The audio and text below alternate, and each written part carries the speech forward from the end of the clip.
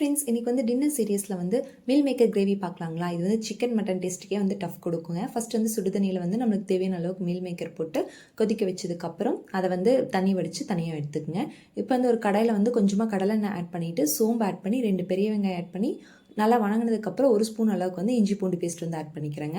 இப்போ வந்து ஒரு தக்காளி வந்து கட் பண்ணி போட்டு வெந்து வரதுக்காக உப்பு ஆட் பண்ணிக்கிறேன். அதுக்குள்ளே ஒரு குயிக்காக ஒரு மசாலா ரெடி பண்ணிடலாங்களா. இதுக்கு வந்து மிக்ஸி ஜாரில் வந்து தேங்காய் வந்து 1/2 கப்பு, ஜீரகம் வந்து 1 ஸ்பூனு, மிளகு வந்து 1/4 ஸ்பூனு, சோம்பு வந்து 1/2 ஸ்பூன் வந்து போட்டுட்டு நல்லா நைஸாக அரைச்சி எடுத்துக்கோங்க. இப்போ வந்து தக்காளி வெந்து வந்திருக்குங்க. மீல் மேக்கரை வந்து நல்லா புழிஞ்சிட்டு இது கூட வந்து ஆட் பண்ணிக்கோங்க. 1 ஸ்பூன் அளவுக்கு வந்து சிக்கன் மசாலா வந்து ஆட் பண்ணியிருக்கேங்க. 1/2 ஸ்பூன் வந்து கரம் மசாலா ஆட் பண்ணியிருக்கேங்க. ஒரு 2 மினிட்ஸ் வந்து அதில் வந்து வதக்கி விட்டதுக்கப்புறம் நம்ம அரைச்சி வச்சிருக்க மசாலா ஆட் பண்ணி தேவையான அளவுக்கு வந்து தண்ணி ஊற்றிடுங்க. லிட்டை க்ளோஸ் பண்ணி வச்சுட்டு கொஞ்ச நேரம் வந்து கொதிக்க விட்டுருங்க.